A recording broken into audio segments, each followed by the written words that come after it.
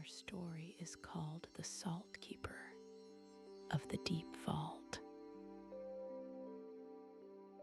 On the quiet nights when she walks the vault, the Saltkeeper unbolts a wooden trapdoor in an empty street and descends 22 stone steps to a place where Salt has been holding still for longer than anyone in town remembers. The street is empty at this hour. The cobblestones are damp from an earlier rain. She has done this walk many hundreds of times, and the order of things has not changed in a long time. She comes along the row of small stone houses with her wool shawl drawn close around her shoulders. The lamps along the houses have already been dimmed for the night. Her shoes make a soft sound on the stones, the kind of sound that does not travel far. The town is asleep. She comes to the place she has come to many hundreds of times before. A wooden trapdoor set flush into the cobblestones, no larger than a small table, ringed with worn iron banding and held shut by a single heavy latch. There is no marker, no sign, no plaque. The townspeople who walk past in the daytime do not notice it. It looks like part of the street. The keeper kneels beside it and lifts the latch with both hands. The iron is cool against her palms. She has done this so many times that the latch lifts in a single smooth motion, without resistance, without sound. She sets the latch aside on the cobblestones. She lifts the trapdoor by its iron ring. The hinges, oiled regularly, make almost no sound. The door folds open and rests against the stones beside her. Below, the dark is waiting. She reaches into the small pocket sewn into the inside of her shawl and takes out a clay ember pot, no bigger than a teacup. She has carried this from her own kitchen, from her own banked stove. The ember inside is small but alive. She blows on it gently, and a thin orange glow brightens. From the same pocket, she takes out a small brass oil lamp. She lifts the lamp's globe, holds the wick to the ember, and breathes again. The wick catches. A small, steady flame rises, amber and soft. She lowers the globe. The lamp is awake. She sets the ember pot down beside the trapdoor. she stands. She holds the lamp in her right hand. She holds her shawl closed at her throat with her left. She steps onto the first stone step. The stairs descend into the dark in a tight stone shaft. The walls are old, cool, faintly damp under her free hand as she steadies herself. Each step is worn smooth in the center by 100 years of feet. The keeper does not look down. She knows the steps by feel. She begins to count, but only in her own quiet way, without words. 1 step, 2. The street disappears above her as she descends, the small square of night sky shrinking to a pale blue rectangle. 3, 4, 5. She passes the first turn in the stair. The wall changes from one kind of stone to another, slightly darker, slightly cooler. She knows the place by the feel under her hand. 6, 7, 8. The lamp's small light reaches only a few steps ahead. The walls beside her are amber for a moment as she passes, then dark again behind her. 9, 10, 11. The air changes. It becomes cooler, drier, with a faint, dry bite that is not unpleasant. It is the first edge of the salt below. 12, 13, 14. She passes the second turn in the stair. The shaft widens slightly. 15, 16, 17. She slows now. The keeper has descended these steps 1,000 times, but she has never rushed.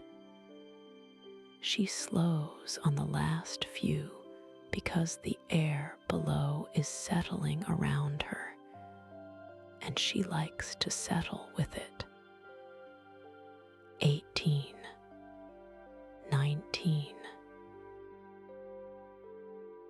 20, 21,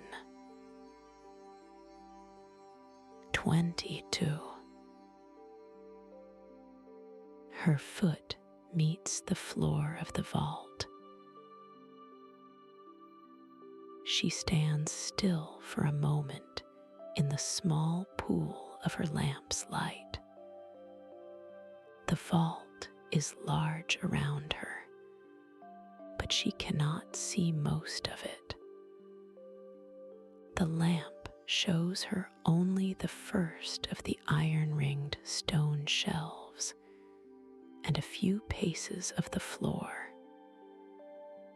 Beyond that, the dark holds the rest. She takes one slow breath. The air smells of stone first and salt second. It is a particular salt that the keeper knows.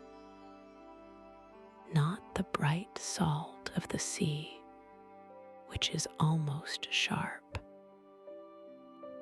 This is the deeper salt, the older salt, the salt that has been holding still in this place for so long that it has forgotten the sea.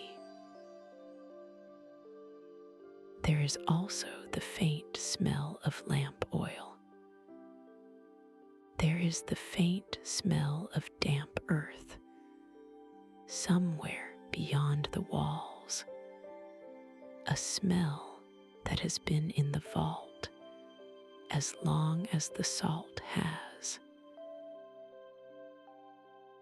The keeper steps forward, 3 small paces, no more. She places the lamp on the first stone shelf in the brass holder kept there for this purpose. The brass holder has a small ring around the lamp's base to keep it steady. She has placed the lamp in this holder so many times that her hand finds it without looking. The lamp is steady. Its amber pool widens slightly as she releases it. She unties her shawl from her shoulders. She folds it once, then again, then once more into a small, thick rectangle. She places it on the corner of the same shelf beside the lamp. The shawl is wool, soft, dark blue. It will be there when she leaves. She rolls her shoulders once. She breathes in once, slowly. The air is cool, but not cold. The vault holds the same temperature in summer and in winter, and so the keeper's body knows it as its own season. She begins to look around her. The shelves on her left side are nearest. Each is made of cut stone, fitted into the wall with iron pegs. Each holds a single row of iron rings. Each iron ring holds a single block of salt. The rings are sized so that the salt blocks rest snugly inside, neither falling nor pressing. Above her, far above, the keeper hears the faintest sound, a small dripping, not water below, water above. The rain has begun. She knows it by the sound that arrives after a small delay. Through the iron grate set into the street, several steps to one side of the trapdoor. The grate is a small thing, no larger than a book, but it lets the rain reach down to the vault as a soft, distant pattering. Almost like a sound, the vault is making to itself. The keeper smiles, very slightly.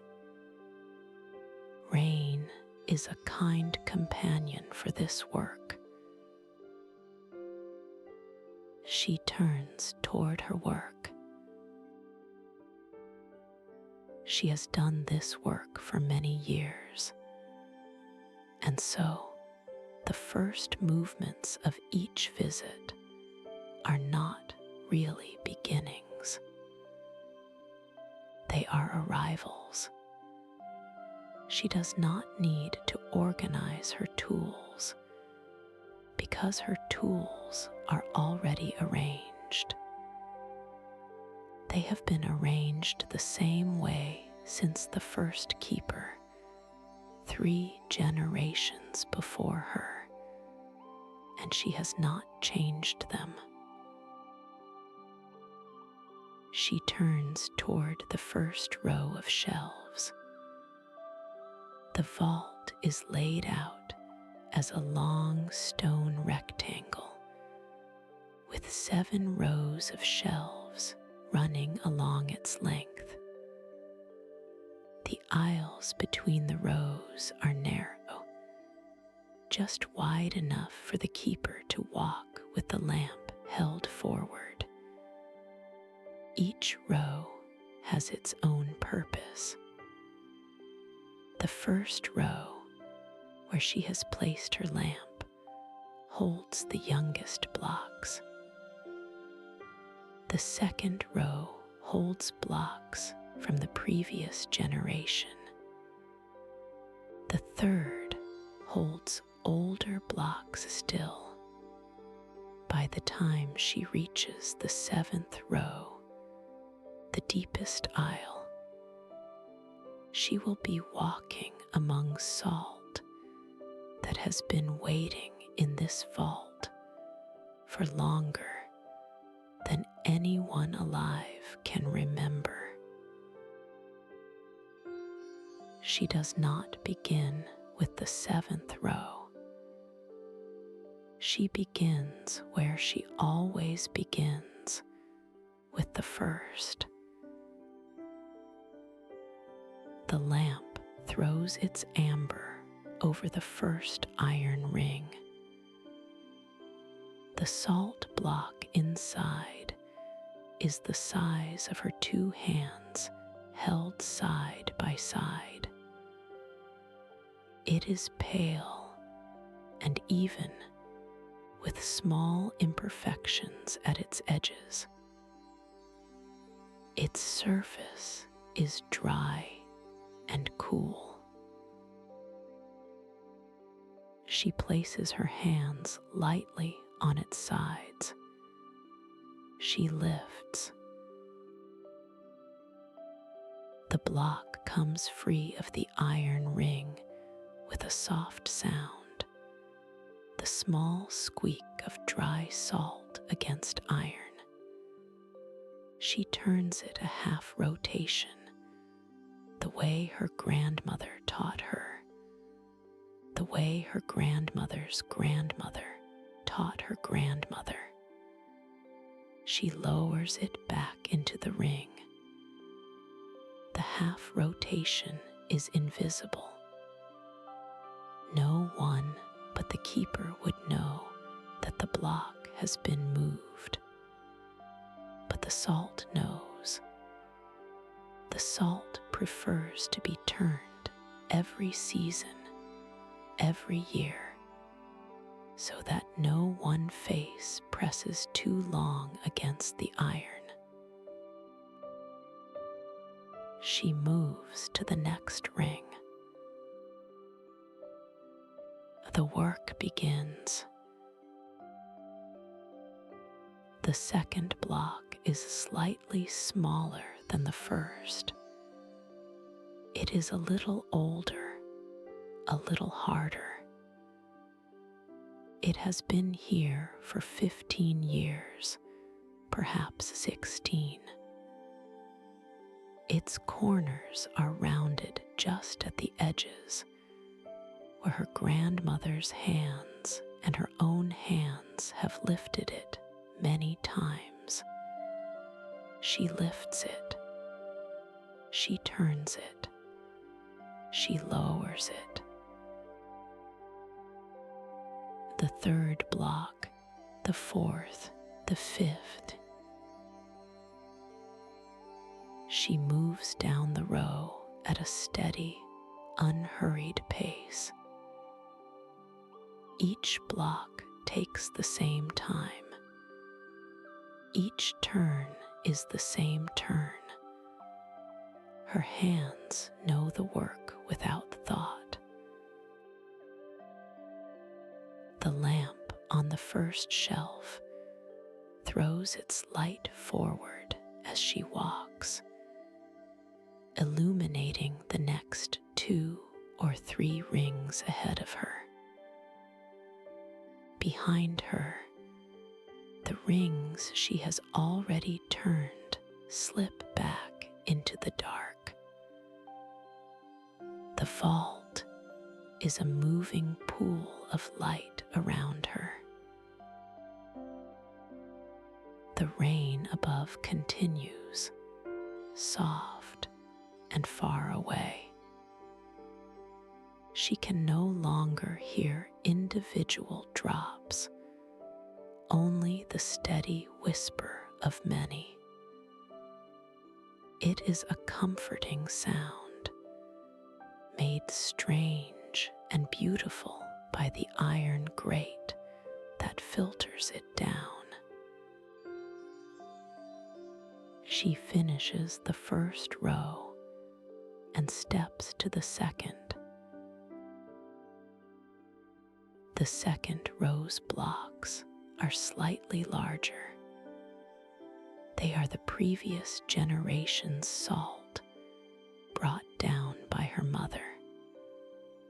The keeper remembers her mother bringing them. She remembers being a child of 7 or 8, sitting on the lowest step of the stair with her own small lamp, watching her mother lift each block into its iron ring for the first time. She does not think about this memory now. She only feels its quiet weight as she lifts the first block of the second row. This block is denser than those of the first row. Older salt has been pressed by its own years into something firmer, almost like stone, but not quite. It still has the dry, cool feel of salt. It still smells faintly of itself, that quiet salt smell that is not sharp at all when it is this old.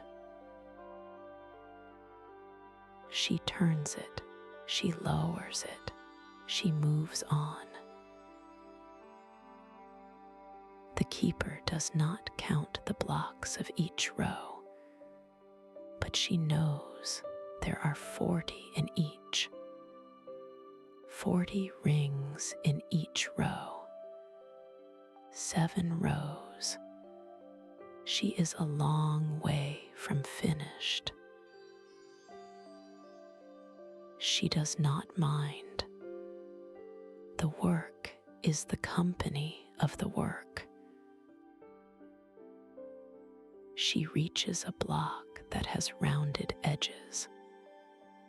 Its corners are no longer sharp. They have softened over the years, like a stone in a stream. Only this stone has been worn by hands and by time and by the slow press of its own weight against the iron. The keeper pauses at this block. She lifts it more slowly than the others. She turns it. She lowers it. She places her hand on top of it for a moment, only a moment, and then moves on. Some blocks are rounder than others. The very oldest in the 7th row are nearly spheres now, although she will not see them until later. The blocks in the second row are only beginning to round.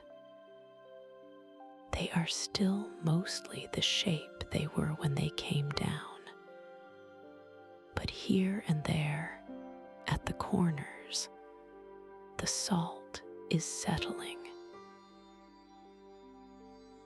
She reaches a block with a small white drift at its base, where a little salt has worked itself loose over the years and gathered in the bottom of the iron ring. The keeper knows this block. It has dropped a small amount of itself for as long as she has tended it, a few grains a year, no more. She does not brush it away. She has decided long ago to let this block do as it likes. She turns it gently and moves on. She comes to the end of the second row. She turns into the narrow aisle between the second and third rows. She walks back along the third row from the far end. This is the first row of blocks she did not bring down herself. The third row holds salt from her grandmother's time. The blocks are denser still. They have a faint amber tint when the lamp shines on them at the right angle. Although in ordinary light they look pale and even, the amber comes from the years, the keeper thinks. The amber comes from the lamp. She lifts the first block of the third row. It is heavier than the second row's blocks. She turns it carefully. She lowers it. Halfway along the third row, she comes to a block that is pink. It is not bright pink. It is the soft pink of salt that has lain in this place for so long that some small mineral in the stone has reached up into it. The keeper does not know exactly how this happens. Her grandmother told her once that some blocks find their colors over the years, and that it was not a thing to worry about, only a thing to notice. The pink is faint, like the inside of a shell, like the underside of a cloud at sunrise, like a memory of light. The keeper places her hand on the pink block. She does not lift it. She has not lifted this block for many years. Her grandmother, in her last visits, had stopped lifting it as well. There comes a time the keeper has decided when a block has aged enough that it should not be turned anymore. The pink block has reached that time. She places her hand on its top, and she rests her palm there for the count of 3 slow breaths. Then she takes her hand away. She moves on. The work continues. She finishes the third row. She refills the lamp. There is a small clay flask of pale yellow oil kept in a niche above the lowest shelf. The flask has been there since her mother's time. It is plain and unmarked. The keeper takes it down, lifts the lamp's small globe, tips a careful measure of oil into the brass reservoir, and lowers the globe back into place. The flame brightens for a moment as it accepts the new oil. Then it settles, steady, amber, patient. She replaces the flask in its niche. She turns to the fourth row. The fourth row holds blocks from her great-grandmother's time. Although the keeper has only her grandmother's word for that. There are no records of when each row was begun. The records are in the salt itself, in the way the corners have rounded, in the way the colors have shifted, in the way the iron rings hold their shape against the slow, steady press of the weight inside them. The fourth row's blocks are dense and smooth. Their edges have rounded considerably. The keeper lifts each one with both hands and the careful attention of someone handling something both familiar and old. She turns each. She lowers each.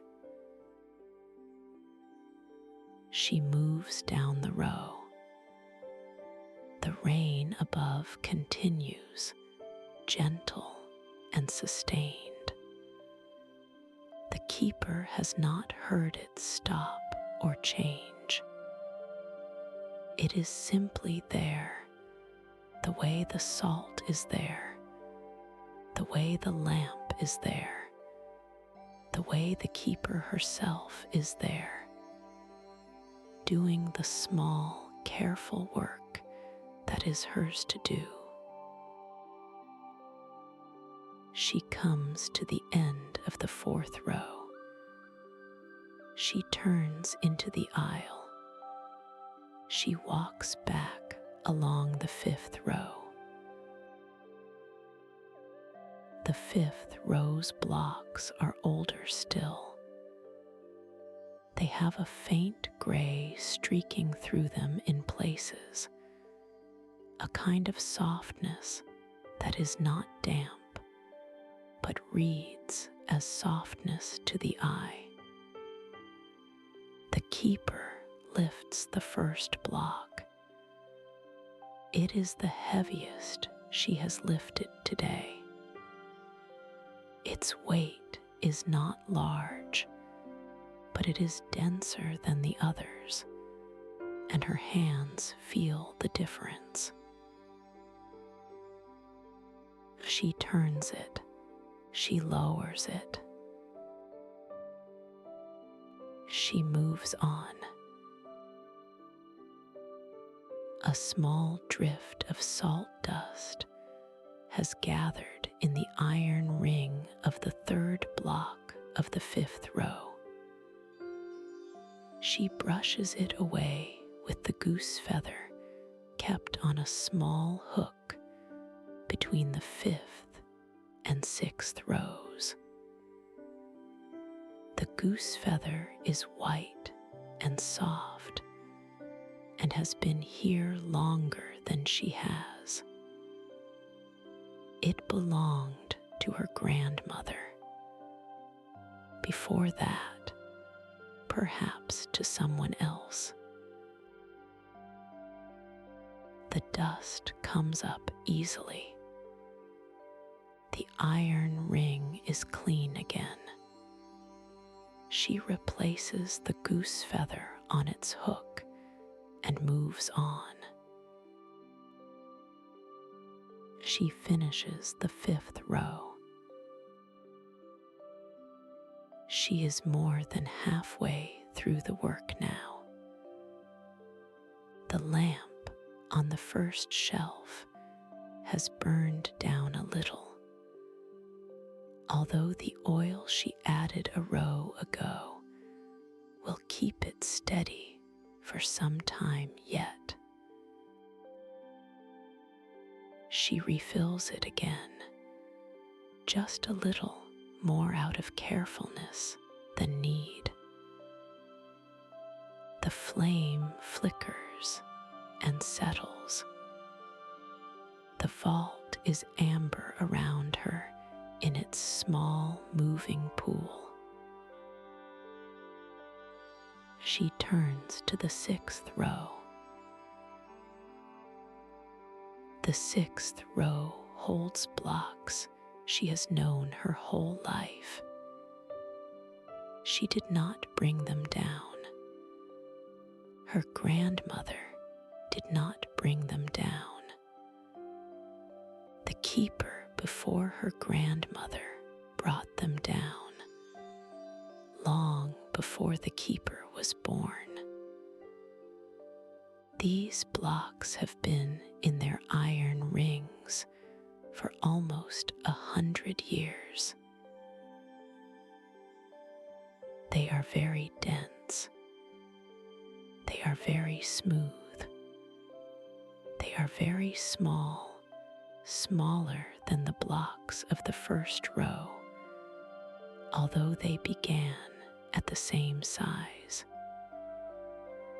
They have given off small amounts of themselves over the decades, the way the keeper gives off small amounts of breath. They have settled into themselves. The keeper lifts the first block. She turns it. She lowers it. She works the 6th row slowly. Each block takes a little longer here than in the earlier rows, not because it is heavier, because it deserves more time.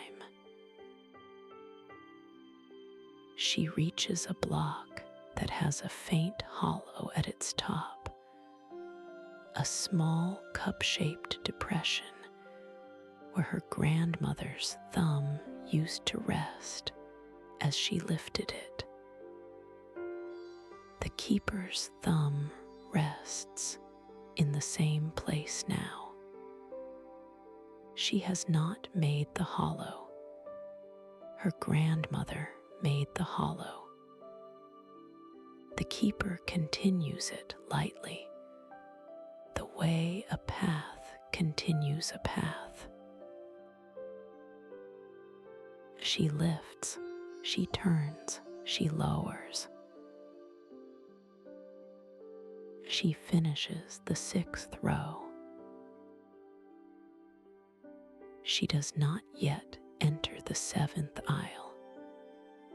Instead, she walks slowly back along the wall to the first shelf, where her lamp sits in its brass holder, where her shawl rests folded on the corner. She has done 6 of the 7 rows.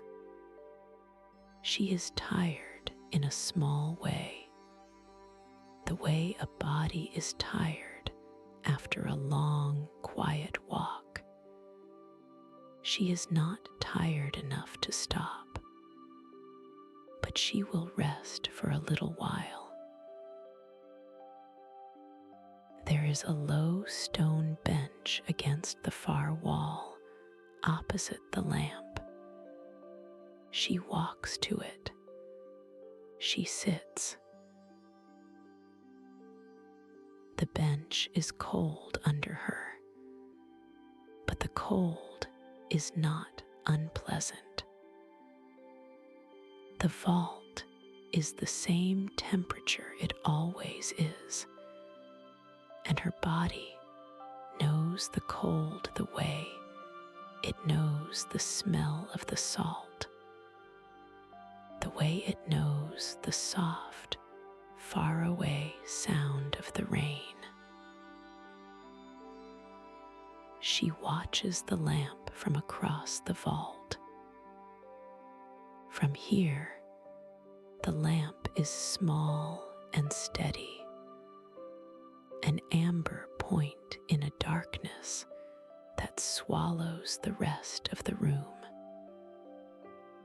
The shelves nearest the lamp are visible, faintly.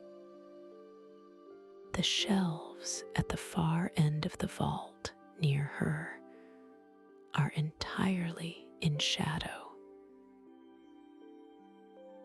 She rests her hands in her lap.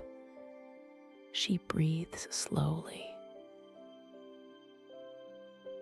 The rain has eased. She listens for it and finds it now only as an occasional faint tap, somewhere through the iron grate above. Earlier it was steady. Now it is something else, something quieter, something that is becoming less and less. Time passes. She does not count it. She watches the lamp. The flame moves very slightly in some small movement of air she cannot feel. It steadies. It moves again. It steadies. It is a small, bright thing in a large, quiet place. She thinks of her grandmother briefly. The way her grandmother used to sit on this same bench at this same point in the work and watch the same lamp from across the same vault. She does not dwell. The thought passes through her like the light passes through the lamp's globe softly, and she returns to the watching. She rises after a while. She does not know how long she has been sitting. She does not need to know. She walks back along the wall to the lamp. She lifts it from its brass holder. She refills it once more with a careful measure of oil. The flame brightens, then settles. She holds the lamp in her right hand and turns toward the seventh aisle. The seventh row of shelves is the deepest. It runs along the far wall of the vault, opposite the stair. To reach it, she must walk down the entire length of the room, between the sixth row and the wall, in the narrow aisle that has been empty until now. The lamp lights only her own footsteps and the rings on her right side as she passes. The seventh row's blocks come into view one at a time as she walks toward them. She walks slowly. The work does not require speed.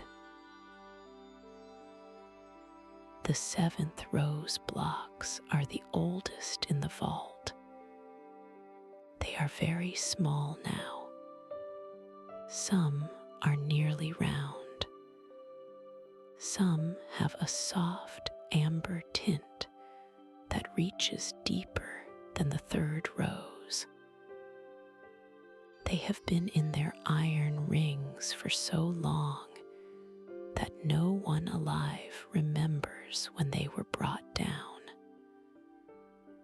The records, if there ever were any, are gone. The salt itself is the only record. The keeper does not lift these blocks. She has not lifted them since she became the keeper. Her grandmother lifted them only once, on her own first visit, to confirm that they were sound. After that, she did not lift them. The keeper, in her turn, has not lifted them either. She walks the length of the seventh row, holding the lamp steady at her shoulder. The light passes over each iron ring, each small old block. She looks. She does not touch.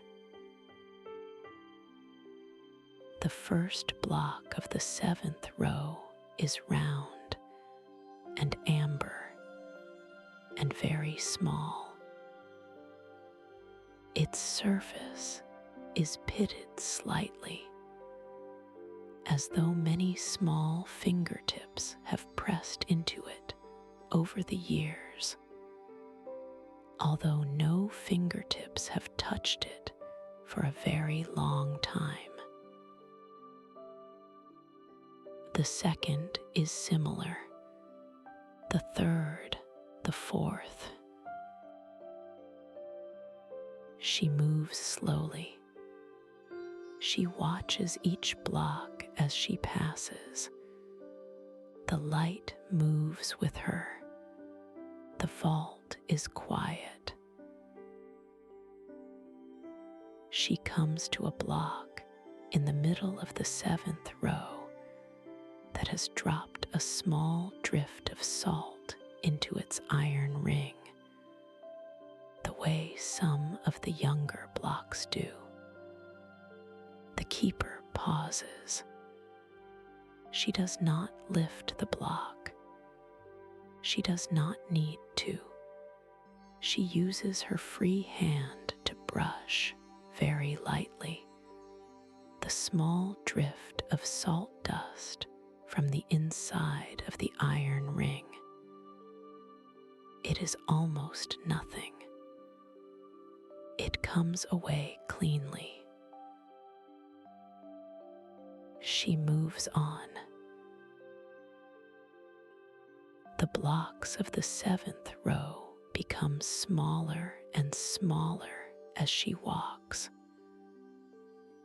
By the time she reaches the end, the last block in the last iron ring is no larger than her closed fist. It is amber. It is round. It is very still. She stops at the end of the seventh row. She holds the lamp toward the last block. She looks at it for a long time. She does not touch it. She does not think anything in particular. She simply sees it. Then she turns and begins to walk back along the seventh aisle toward the stair, toward the lamp's old place on the first shelf. She walks slowly. Her steps are quieter now. The vault is quieter now. She reaches the first shelf. She places the lamp back in its brass holder. The amber pool widens once more. The flame steadies. She stands beside the lamp. She breathes. The rain has stopped. She knows it because she can no longer hear it, even faintly, through the iron grate. The sound has been there for almost the entire visit, a small, steady companion. Now it is gone. The vault holds only its own quiet. She walks slowly to the small wooden ledge above the second row of shelves. There is a leather-bound book there, small and old, kept in a niche cut into the stone. The book is the keeper's record. She lifts it down. She holds it for a moment. She does not open it tonight.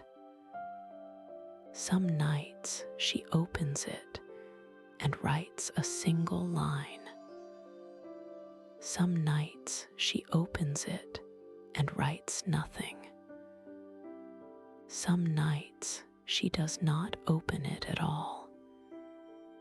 Tonight is a night when she does not open it at all. She holds the book for the count of 3 slow breaths. She places it back in its niche. She returns to the bench at the far wall. She sits. She breathes. The lamp burns. Across the vault from her, it is small and amber and steady.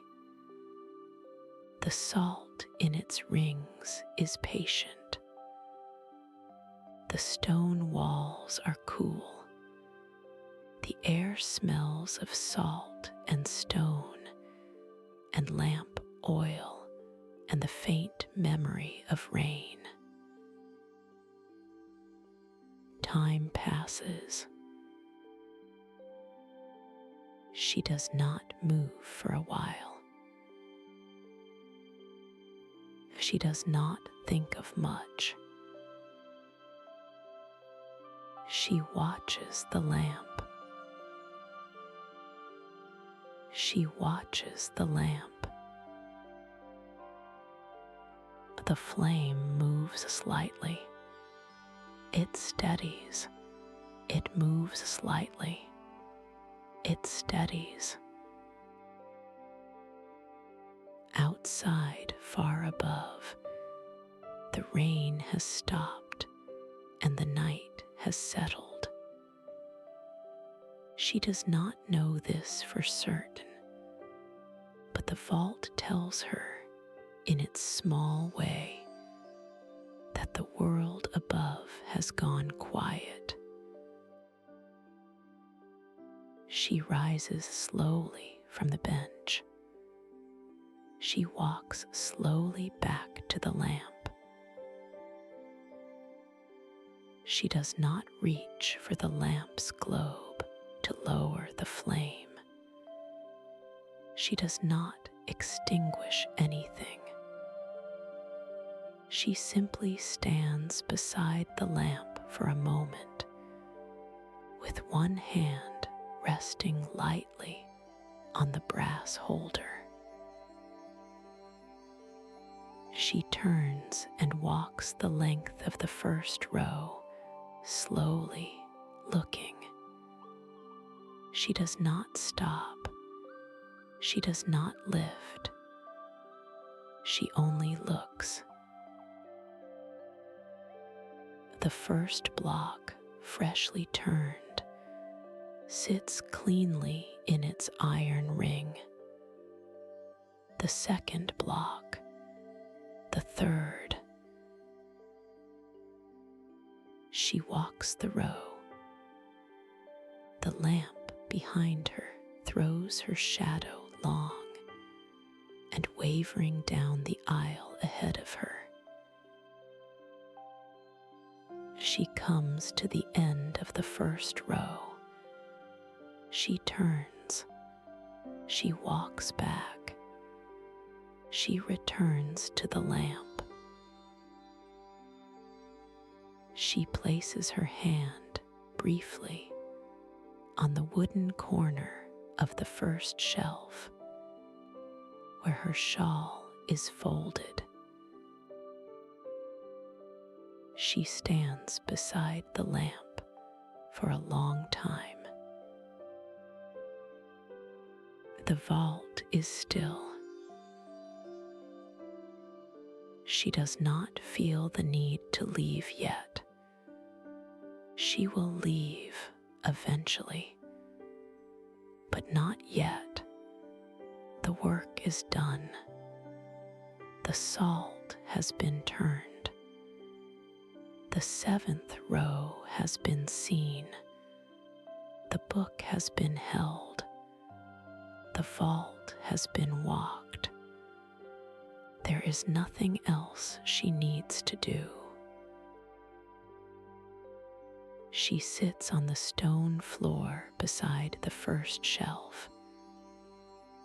She rests her back lightly against the cold stone.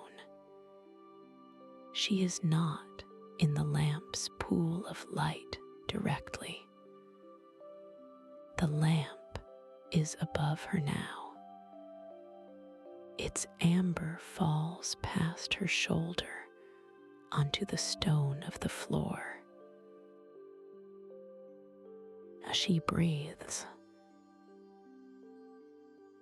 she watches the small drift of salt in the bottom of the third iron ring of the first row, the only block whose drift she did not brush this evening, the block she has decided long ago to let do as it likes. The drift is the same as it has always been. The drift is a small pale shape in the lamp's light. As she breathes, the lamp burns. The salt is still. Time passes. The keeper closes her eyes for a moment. She does not sleep. She rests. The vault holds her in its old quiet. She opens her eyes. The lamp is still amber. The salt is still patient. The vault is still cool. She closes her eyes again. She does not move. The lamp burns. The vault is still. The rain has stopped above. The town is asleep. The stair waits in its tight stone shaft. The trapdoor is open in the empty street. The keeper is here beside her lamp on the cold stone floor in the pool of amber light. Her hands rest lightly in her lap. The salt is patient. The lamp burns lower. The flame is small.